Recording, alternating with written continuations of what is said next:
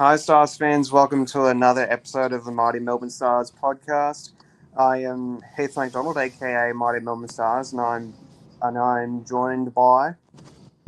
Hey guys, Jacob here from Melbourne Stars News. Pleased to be back for another game review. 2-0 to start the season, so promising signs heading into the short Christmas break. We're also joined by Sam. How you doing today, Sam? Hey boys, not bad, thank you. Just very happy with last night's performance again from our boys in green. So it was better than we had predicted. So very excited to have a good, decent review of today's last night's game and then a preview of Friday night's blockbuster against the Sixers. Yep.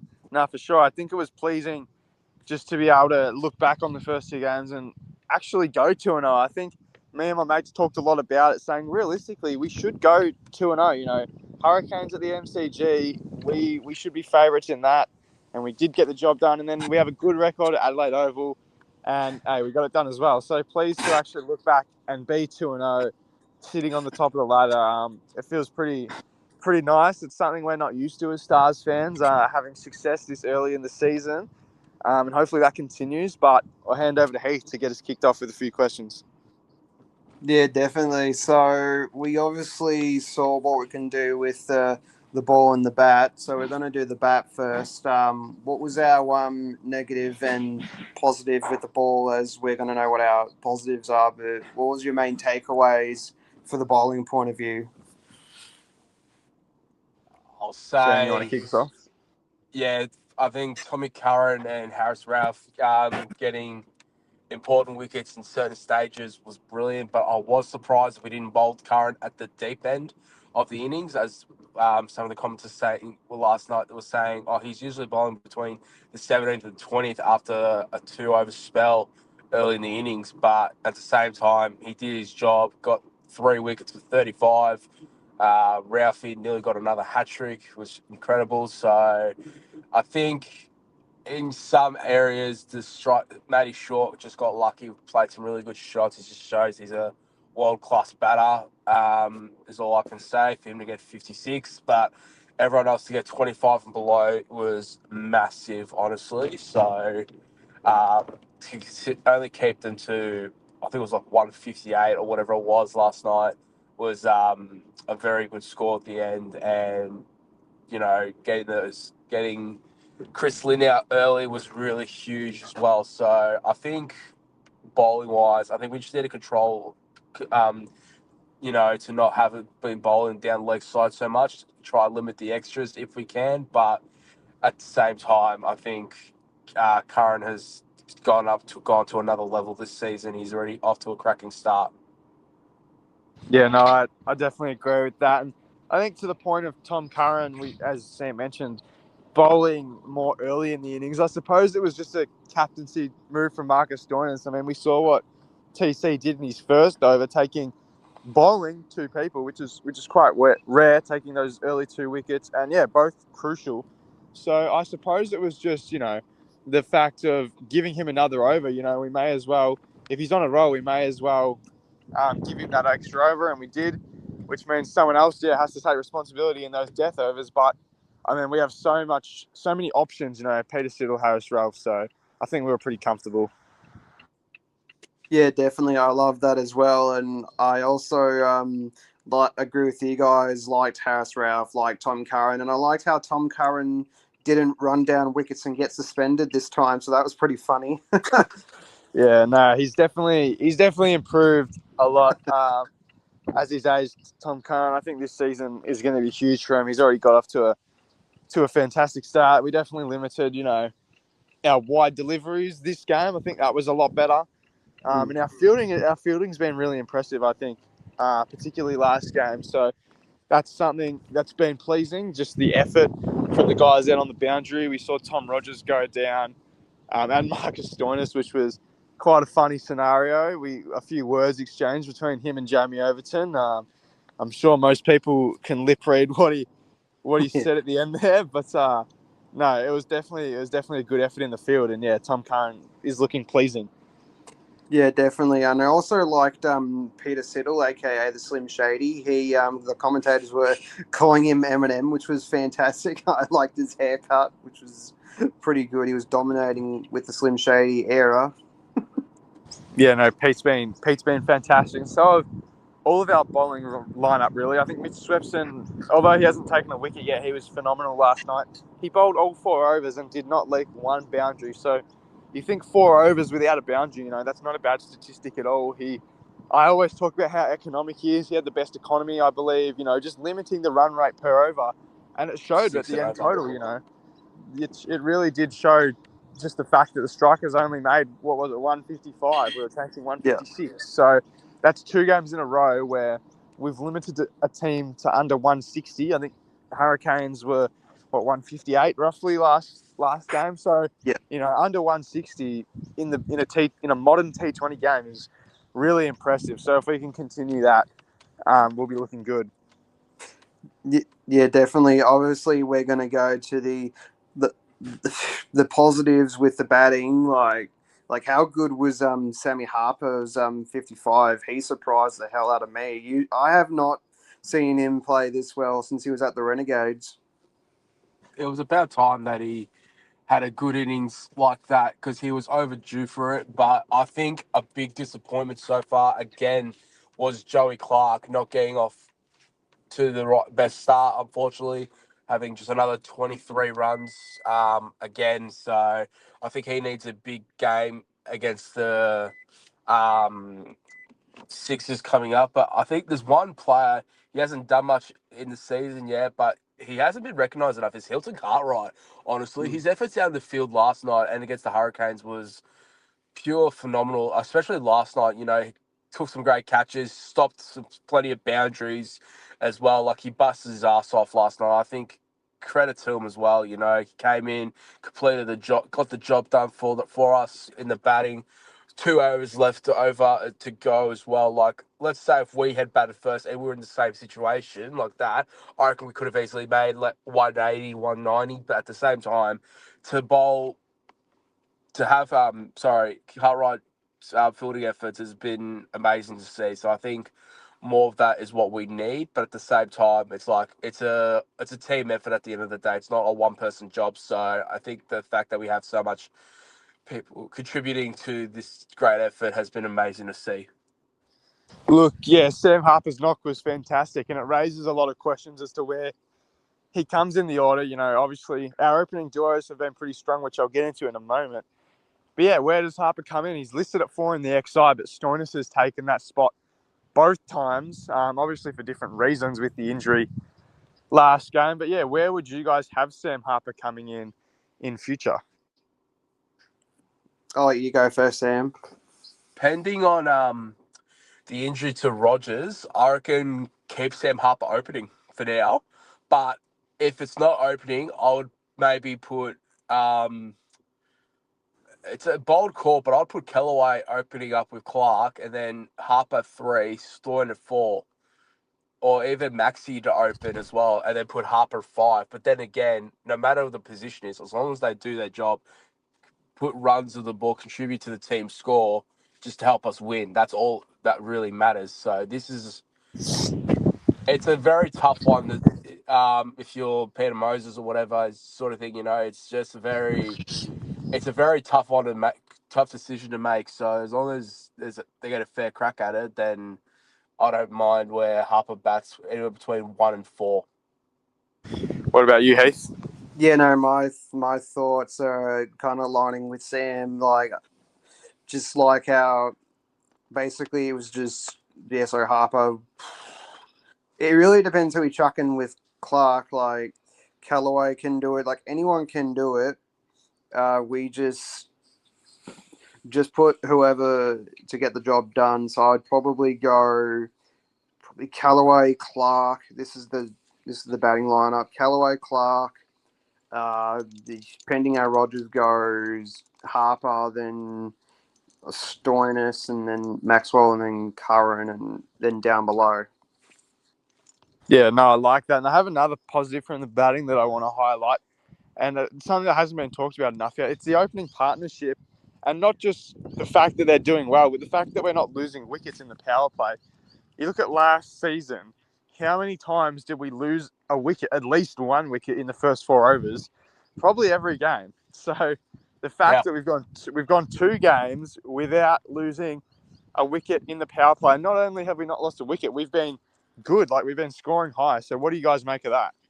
It's impressive, if anything. Like, it's a big improvement from last season. Like, obviously, it won't be like that every game, but if we keep up this good momentum, then, like you said, I see us finishing top 4. But in saying that, for the opening partnership, just it doesn't matter how many runs we get within the power play. If we can get minimum 30 to 50 runs per power play, that is without losing wicket, that's a good start for me. And then you'd be like, okay, we can easily get 180 to 200. But again, it does depend on how we go. So we just got to be mindful of that as well, and depending on the opening partnership too. But I really do think Joe Clark needs to step it up a bit. Otherwise, maybe we need to look at a different international if that doesn't work out. But at the same time, it just depends what happens with Rogers' extent of his injury. I definitely think he'll miss the next game.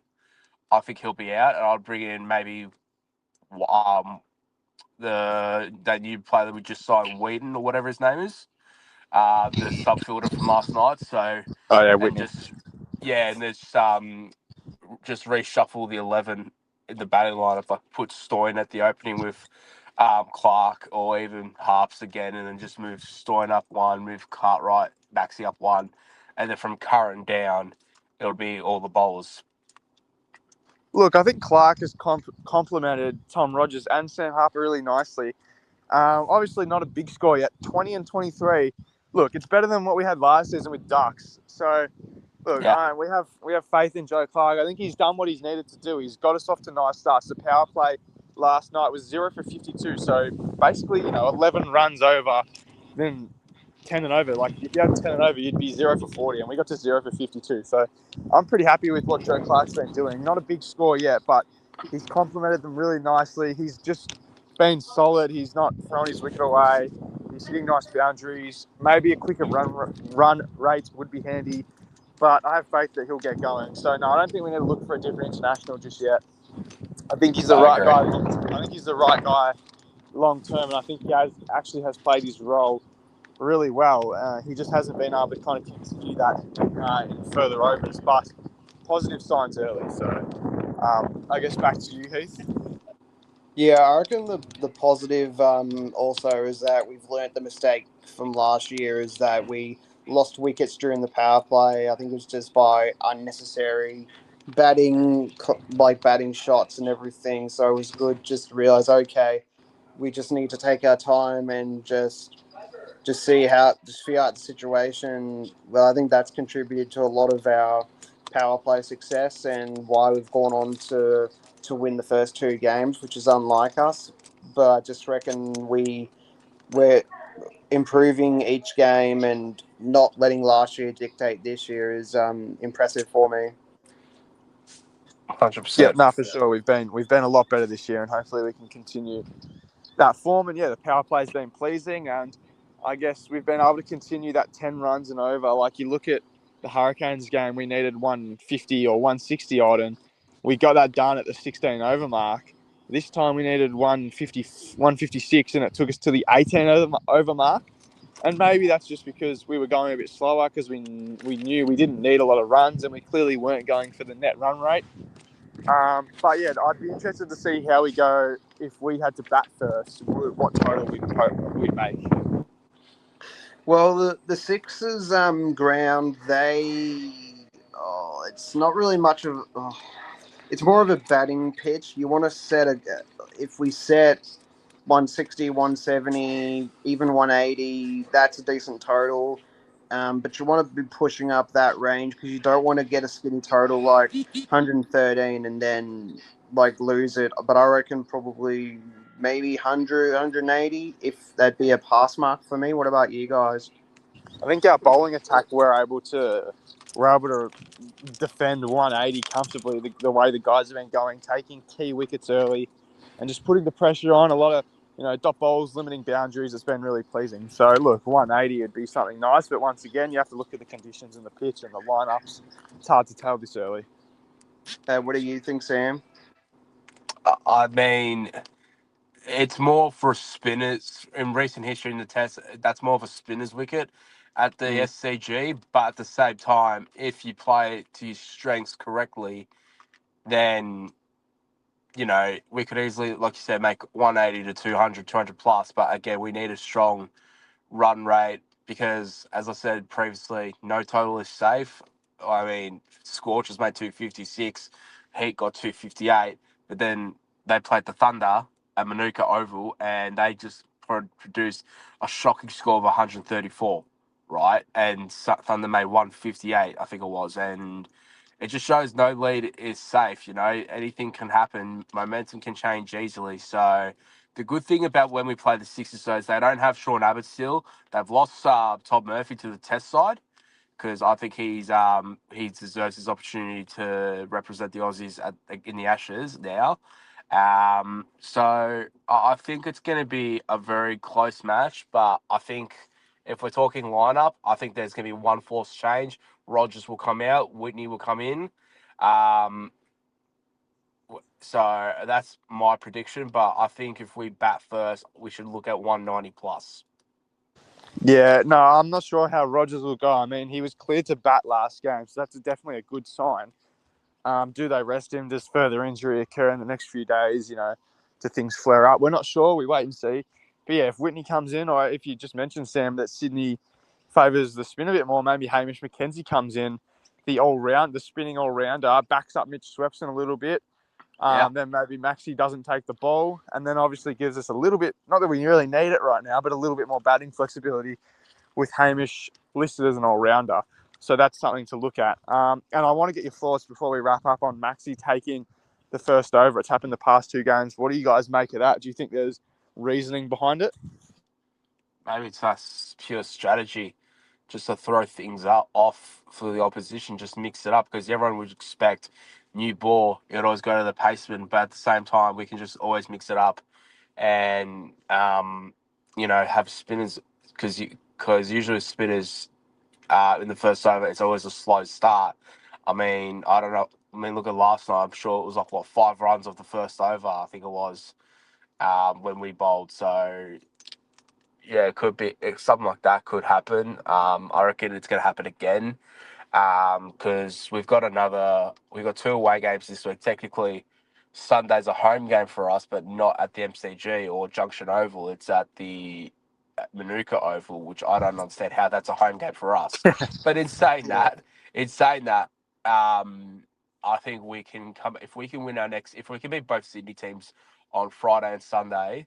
I think we've set the tone for the league to realise, hey, we mean business. We're not going to be underestimated anymore. Like we are ready for the best, and the next best team for me personally is the Perth Scorchers, right? Yeah. After with Connolly, Finn Allen, just to name two of their best batters I've seen so far. I mean, Aaron Hardy as well. If their bowling attack, well, without Jai Richardson makes it a little bit easier. But my prediction for Friday night against the Sixers is I reckon we might mix it up. We might, if let's say we win the toss, I reckon we'll bowl first again. One change, if Rogers is not fit, he'll come out. Whitney will come in, and I think we should be aiming to defend a total of, get them to 175 and below because Josh Philippe can just come out of nowhere, and he is one of the better batsmen in the Sydney Sixers, and especially when he just got 96 off 58 the other day. So I think we should be really mindful of that and try and keep them under 180. Yeah, I think we have to understand not every team's going to be all out or close to all out for 150. We have to be ready and prepared to chase bigger totals, which will Absolutely. happen. And yeah, obviously we also have to be prepared to bat first. I think if Stoin continues to win the flip, then he will bowl first, but it's going to get to a point in the season where we do need to see how we perform batting first because we can bowl all we want first and win the toss all we want, if we get lucky. But when it comes to finals and it's an elimination and we lose the flip because it's only 50-50, then, we don't want to be screwed. So, no, I think we look at that. But yeah, positive signs from the first two games. I don't think we have much more to say. Heath, do you want to wrap us up? Yeah, definitely. Thank you guys. Thank you, fans, for listening to the episode of the Mighty Melbourne Stars podcast. Thank you, Jacob and Sam, for both joining. Pleasure. No problem. Obviously, there's not going to be no live stream for the Sixers game as we're all out enjoying Christmas and Boxing Day. So, from the Stars podcast, Mighty Melbourne Stars podcast, we wish you guys a Merry Christmas and a Happy New Year from all of us. Yeah, thank you all for the Yep. support this year, and yeah, what a way to start 2-0. Something we've dreamt of, and it's come to life. So hopefully we continue that. A short turnaround, tomorrow Christmas and then Boxing Day. Boom, 3 games of cricket in the one day. How good is that? And then once again a short turnaround to Manuka Oval where we face the Sydney Thunder and hopefully get some revenge from the knockout game last season. But yeah, that wraps everything up. So thank you all for watching. Continue to show your support to us 3 on the socials. We really appreciate it. And yeah, go Stars. Yeah, go Stars. Sky's the limit, boys. Thanks again, and enjoy your Christmas, Boxing Day, New Year's, but also enjoy the great team. Keep doing their thing, boys, and up the Stars, lads. Thanks again. Yeah, for sure. Up, go Stars. What you doing? You just wanna